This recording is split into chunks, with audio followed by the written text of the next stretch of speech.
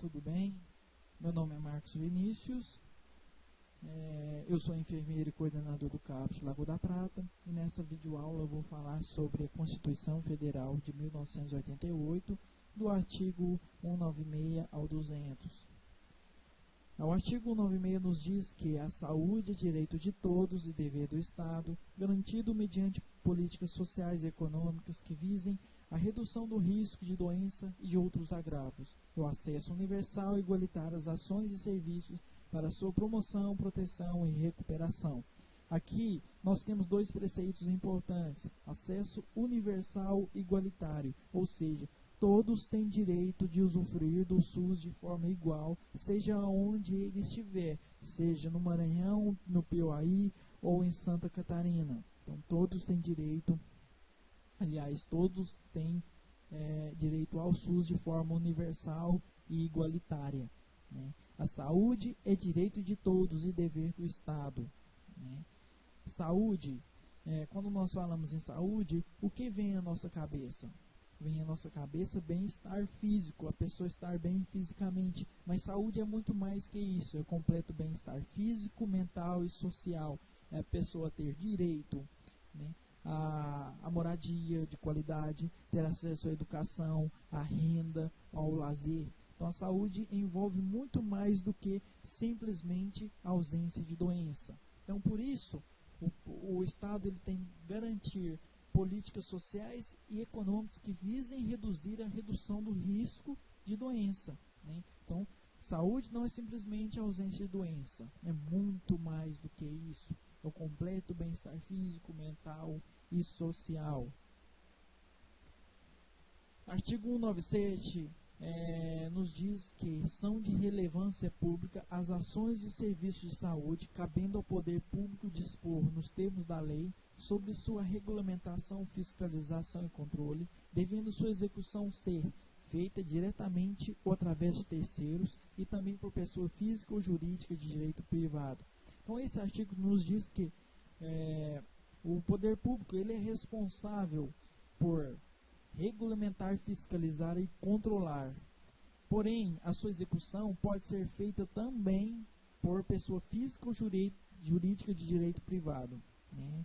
Então, a iniciativa privada ela não pode regulamentar, nem fiscalizar, nem controlar o SUS. Somente o poder público poderá fazer esse tipo de trabalho, regulamentar, fiscalizar e controlar. Nunca pessoa física ou jurídica de direito privado, que só pode executar. Artigo 98. As ações e serviços públicos de saúde integram uma rede regionalizada e hierarquizada e constituem um sistema único organizado de acordo com as seguintes diretrizes. Primeira diretriz: descentralização com direção única em cada esfera de governo. O que significa? Que em cada esfera de governo vai ter uma direção única. Por exemplo, no município, a Secretaria Municipal de Saúde, né? No Estado, a Secretaria Estadual de Saúde e na União, né, o Ministério da Saúde. Então essa é a descentralização. Então, a nível federal, vai ter uma rede, né, a rede de saúde federal, estadual e municipal, né? A tendência, então, é a chamada municipalização, né? Que é levar a saúde mais próxima da população, que essa saúde ela seja executada de acordo com as disparidades regionais, de acordo com a característica daquela população. Se tem mais febre amarela, se tem mais doenças endêmicas, então vai ser uma saúde mais voltada para tratar essa população. Então, por isso que é importante a descentralização, né? Para descentralizar, né, como está aqui no artigo, uma rede regionalizada. Então, precisa regionalizar, né, de acordo com a especificidade de cada região, e precisa também hierarquizar, né? Porque se a saúde está mais próxima da população, no município ali vai ter a alta complexidade, a média complexidade e a baixa complexidade. A baixa complexidade seria a estratégia saúde da família. Então a saúde da família ela vai estar fazendo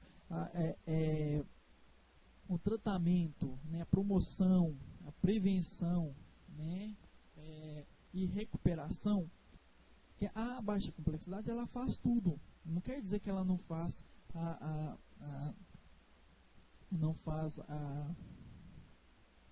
aliás, ela faz a recuperação. Ela também faz a recuperação, mas, né, na baixa complexidade, ela faz tudo. E quando ela vê que ela não consegue realizar, né, atingir aquela necessidade daquele paciente, aquele paciente tem uma necessidade da média complexidade, de uma rede, de um atendimento ambulatorial no hospital, ela vai encaminhar para o hospital de referência. É uma gestante que não é de baixo risco, que apresentou, né, uma pré-eclâmpsia, ela vai ser referenciada para o hospital de referência, né? No hospital de referência ela vai ter um atendimento ambulatorial mais especializado com obstetra, e essa gestante, ela necessitando de uma cirurgia de emergência, ela vai ser reencaminhada para a alta complexidade, então vai ser uma referência. Essa gestante, ela melhorando, a alta complexidade, ela vai contra-referenciar ao hospital para acompanhar aquela gestante, né? Então aquela gestante teve seu filho, passou pelo parto, o filho está passando bem, ela vai ser referenciada, né? Contra-referenciada à estratégia de saúde da família para que possa ser continuado o seu trabalho de prevenção, de promoção e de recuperação de saúde na baixa complexidade. Então a hierarquização, ela visa, né, o próximo diretriz, que é o atendimento integral, né? A integralidade é você cuidar da prevenção, você cuidar dos serviços assistenciais de alta, baixa complexidade, né, com prioridade para as atividades preventivas. É você ver o ser humano em todas as suas dimensões, físico, mental, social, né? Nós falamos sobre descentralização, sobre a hierarquização, né, a alta complexidade, mas não quer dizer que a alta complexidade é mais importante que a baixa complexidade, né? Hoje existe, né, nas principais pesquisas, a necessidade da horizontalidade, né? Que nenhum serviço é mais importante do que outro, né? Então a rede ela é horizontal e não vertical. Então a alta complexidade não é mais importante do que a estratégia de saúde da família. Mas muitas vezes as medidas na estratégia de saúde da família são mais viáveis. Por quê? Porque ali o custo ele é mínimo, não exigem aparelhagem de última geração, que na alta complexidade exige. Então, trabalhar na prevenção, ela custa muito mais barato e gera uma economia muito grande, né, em relação, né, somente nos serviços assistenciais, né, na medicina curativa. Então, a próxima diretriz é a participação da comunidade. É outro direito conquistado pela população, né, através da reforma sanitária, né. A comunidade ela poderá, né, fazer o controle social. Antes, né, o controle social era o Estado que controlava a sociedade. Agora não. A sociedade passa a controlar a gestão do SUS. Através de quê? Dos conselhos e conferências municipais de saúde, que a gente vai ver na Lei 8.142. Tá? Parágrafo único. O Sistema Único de Saúde será financiado nos termos do artigo 195 com recursos do Orçamento da Seguridade Social, da União, dos Estados, do Distrito Federal e dos municípios, além de outras fontes. Então, esse parágrafo nos diz, né, de onde vem o dinheiro que vai manter o SUS. Ele vem do quê? Da Seguridade Social. Mas o que seria Seguridade Social? O próprio nome já fala seguro, né? Há um tempo atrás, né, governantes resolveram enumerar, né, os riscos sociais da população, né, os riscos sociais, né, A população, a pessoa, ela trabalhava a vida toda e quando chegava um tempo não conseguia mais trabalhar. Então ela não tinha renda. Então ela ficava em estado de miséria, né? Ela ficava doente. Então aí criou-se a Previdência Social, né? Onde o contribuinte, que é o trabalhador, né? O trabalhador, ele recebe todo mês o seu salário e vem descontado uma parcela que é para a Previdência Social, que quando chegar a determinada idade, um determinado tempo, ele vai se aposentar e vai receber o salário para o resto de sua vida, né? Outro risco social enumerado é a miséria, pessoas em situações de rua. Então foi criada a Previdência Social, né? Então, a Previdência Social, ela cuida das pessoas, né, do risco, né, de miséria, de situação de rua, tá? E a saúde. Então as pessoas, né,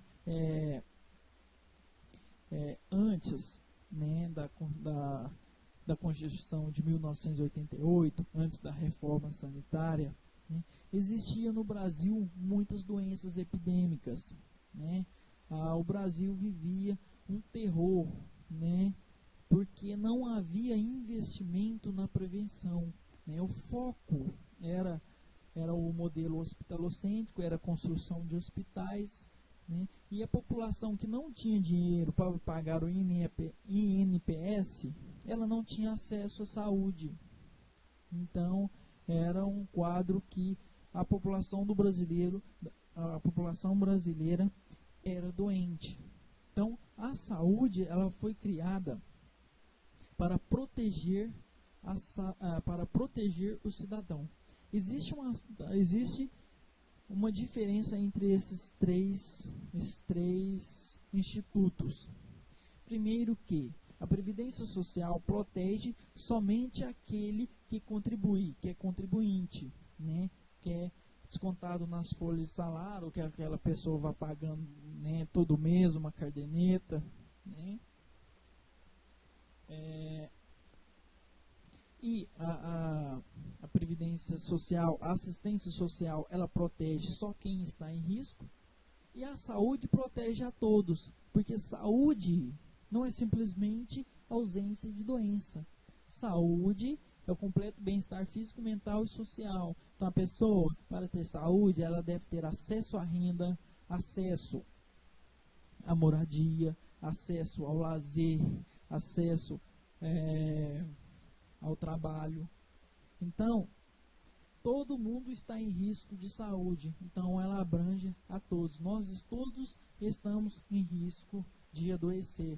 Então, ela abrange a todos. Todos nós temos direito à saúde. Parágrafo 2º. Esses parágrafos, eles foram adicionados através da emenda constitucional número 29, né?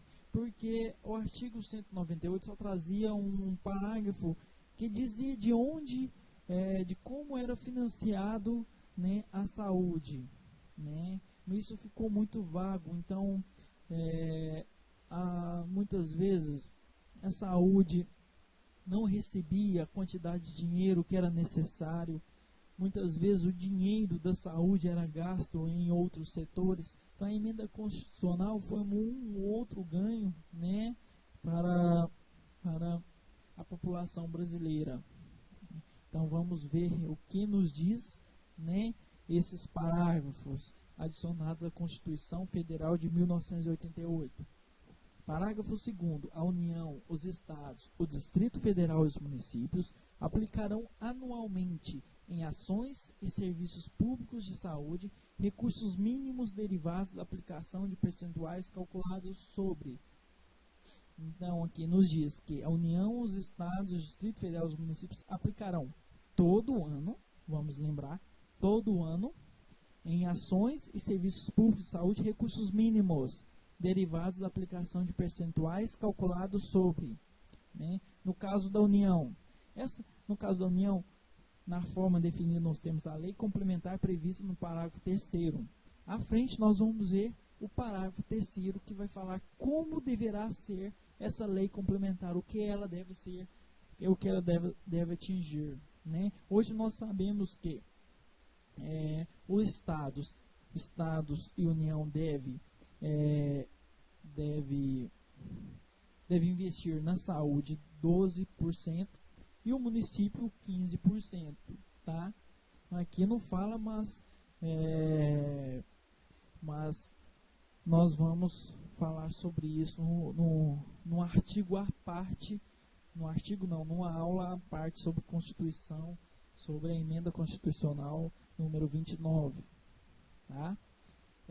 No caso dos estados e do Distrito Federal, né, o produto de arrecadação dos impostos a que se refere ao artigo 155 e dos recursos do que trata os artigos 157 e 159, inciso 1, a linha A, inciso 2, deduzidas as parcelas que foram transferidas aos respectivos municípios. Aqui, o artigo 155, 157 e 159, eles falam dos impostos, né, que devem ser arrecadados pelos estados e Distrito Federal na saúde. Então, por isso que aqui é citado. Tá? O 3 é a mesma coisa, só que o 3 é dos municípios e do Distrito Federal. Né? Quais são os impostos que os municípios e o Distrito Federal deverão arrecadar? Tá? Que são os artigos 156, 158, 159. Agora, o parágrafo 3º, que vai falar sobre a lei complementar, né? Essa lei complementar, ela vai dizer o quanto a União deverá aplicar na saúde. A lei complementar, que será reavaliada a pelo menos a cada 5 anos. Então, no mínimo, a 5 anos ela deve ser reavaliada. Tá? A União ela deve aplicar anualmente, tá, os recursos. E essa lei complementar, que vai dizer quanto vai ser investido na saúde, ela deve ser avaliada a cada 5 anos. Então, isso é importante. Tá? Os percentuais do que trata o parágrafo 2. Vamos voltar no parágrafo 2. Parágrafo 2, a União, os Estados e o Distrito Federal deverão aplicar anualmente, né, recursos mínimos derivados das aplicação dos impostos que estão abaixo. Ok? 2. Os critérios de rateio, né, aqui, nessa lei complementar, vai ter que especificar os critérios de rateio dos recursos da União vinculados à saúde, destinados aos estados, ao Distrito Federal e aos municípios, e também dos estados destinados aos municípios. Então, vai ter que ter os critérios de rateio da União para estados e dos estados para o Distrito Federal e dos municípios, objetivando a progressiva redução das disparidades regionais. Ou seja, lembremos da integralidade. A integralidade, né, você vai observar qual a necessidade das regiões, né, de quanto eu vou ter que mandar para cada região. Então, objetivando a progressiva redução das disparidades regionais. As normas de fiscalização, avaliação e controle das despesas da saúde nas esferas federal, estadual, distrital e municipal. Então, essa lei complementar, ela vai ditar quais são as normas de fiscalização, avaliação e controle das despesas da saúde nas 3 esferas: federal, estadual, municipal e distrital. Né? Porque a União, ela tem a função de fiscalizar, avaliar, planejar a saúde, tá, ok? E também, na lei complementar, vai ter as normas de cálculo do montante a ser aplicado pela União, como eu falei anteriormente. Então, toda essa lei complementar, ela vai abranger tudo isso. Ela vai ser reavaliada a cada 5 anos, né? O que ela coloca anualmente na saúde, vai ter que ter as normas as normas do cálculo do montante a ser aplicado, né? As normas de fiscalização, avaliação e controle de despesas com a saúde nas esferas federal, estadual, municipal, distrital. Tá? Artigo 199. Assistência à saúde é livre à iniciativa privada. Vamos lembrar do que nós falamos no artigo 196. A iniciativa privada, ela poderá participar do SUS na sua execução. Ela poderá executar a saúde, porém ela não pode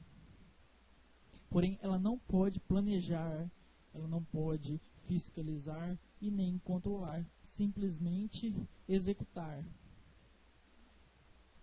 As instituições privadas poderão participar de forma complementar do Sistema Único de Saúde, segundo diretrizes deste, mediante contrato de direito público ou convênio, tendo preferência às entidades filantrópicas e a sem fins lucrativos. Então, as instituições privadas poderão participar de forma complementar, né, do Sistema Único de Saúde, né, mediante contrato de direito público ou convênio. Aqui é importante nós frisarmos que é contrato de direito público e não de direito privado.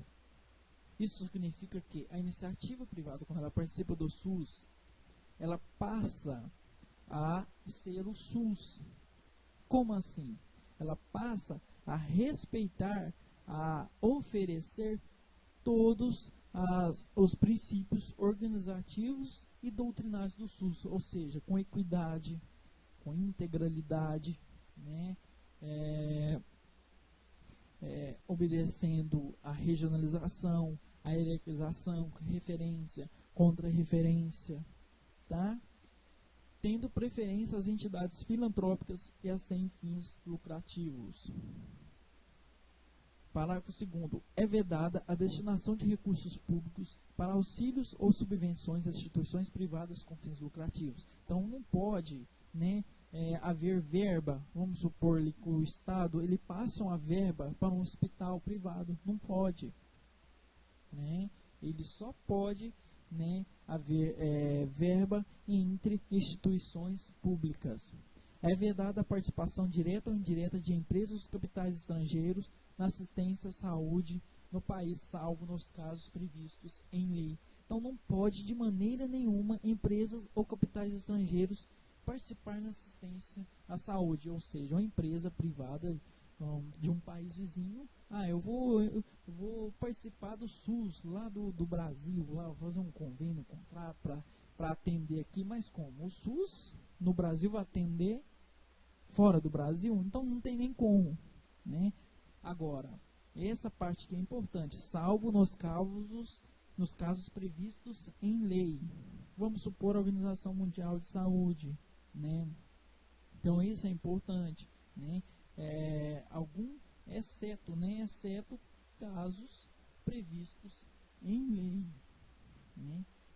Parágrafo 4º. A lei disporá sobre as condições e os requisitos que facilitem a remoção de órgãos, tecidos e substâncias humanas para fins de transplante, pesquisa e tratamento, bem como a coleta, processamento e transfusão de sangue e seus derivados. Então, isso é importante.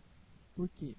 A remoção de órgãos. Por quê? Existem pessoas aí que precisam de um rim, né? Quantas pessoas estão na fila de espera pelo SUS de um rim, né? De um coração. Então isso é importante. Porém, é vedado qualquer tipo de comercialização, né? Por quê? Porque isso vai gerar crimes, né? O dinheiro, ele seduz. Então, vamos supor que alguém chega ali, eu vou tirar a vida daquela pessoa para me pegar o coração dela para me vender. Então, isso é terminantemente proibido no Brasil. Qualquer tipo de comercialização, seja de substâncias humanas, para pesquisa, tratamento. Ok? Artigo 200. O artigo 200 ele vai falar sobre as competências do SUS. Né? Quais são as competências que o SUS deve ter? Né? Ao Sistema Único de Saúde compete, além de outras atribuições nos termos da lei, controlar e fiscalizar procedimentos, produtos e substâncias de interesse para a saúde e participar da produção de medicamentos, equipamentos, imunobiológicos, hemoderivados e outros insumos. Então, o SUS deve controlar e fiscalizar os procedimentos. Então, o SUS ele fiscaliza tudo que é de interesse para a saúde, né? Daí vai entrar a vigilância sanitária e epidemiológica, ele vai executar as ações de vigilância sanitária e epidemiológica, bem como saúde do trabalhador, que também, né, controla e fiscaliza, né? Tudo que é de interesse para a saúde é função, competência do SUS controlar e fiscalizar, né? Bem como as entidades filantrópicas, as entidades, a iniciativa privada. Então, tudo é o SUS que vai fiscalizar e controlar, né? A vigilância sanitária, ela vai fiscalizar portos, aeroportos, ela vai fiscalizar, né, a entrada de produtos no Brasil, vai fiscalizar empresas de produção de cosméticos, produção de alimentos, bebidas, tudo isso ela vai controlar. Por quê? Porque se eu vou me alimentar de um alimento que está estragado, que está infectado, eu vou adquirir doença, né? Então, o SUS tem essa competência de proteção, né, à saúde das pessoas, né? E vigilância epidemiológica, que através do levantamento da epidemiologia, de quantificar, enumerar o quantitativo de patologias em determinada área, pode-se fazer estratégias, né, do controle de saúde daquela população, né? E a saúde do trabalhador. Se eu trabalho em um ambiente insalubre, eu vou adquirir doenças, né? Se eu trabalho de acordo com a ergonomia, eu não vou adquirir doença de postura, nem doença por repetição, né? Ordenar a formação de recursos humanos na área da saúde. Então é importante para o SUS ter pessoas capacitadas, né? O SUS capacitar os profissionais que nele trabalham para atender melhor a população, para exercer a integralidade, para oferecer, né, a referência e a contra-referência, atender a necessidade da população, fazendo o SUS funcionar. Participar da formulação da política e da execução das ações de saneamento básico, né? Então é importante participar na formulação da política e da execução de saneamento básico e incrementar em sua área de atuação o desenvolvimento científico e tecnológico, né? As pesquisas são muito importantes para a saúde, porque é através dela que vão se descobrir meios mais eficientes, meios mais eficazes de tratar as patologias, né, e de atingir a saúde, que é o completo bem-estar físico, mental e social. Fiscalizar e inspecionar alimentos, né, aqui vigilância sanitária, por exemplo, compreendido o controle de seu teor nutricional, bem como bebidas e águas para o consumo humano, né, vigilância sanitária. Participar do controle e fiscalização da produção, transporte, guarda de substâncias e produtos psicoativos, tóxicos e radioativos. Então, quando nós falamos de produtos psicoativos, benzodiazepínicos, diazepam, clonazepam, que vão provocar, né, dependência. Então, isso, quando a pessoa passa a usar Rivotril, né, ela passa a ter uma tendência ao vício, né, que é uma droga. Não deve se proteger, né, a saúde daquela pessoa, daquele paciente. Substâncias tóxicas e radioativas que podem levar a perda da saúde. Colaborar na proteção do meio ambiente, nele compreendido o do trabalho.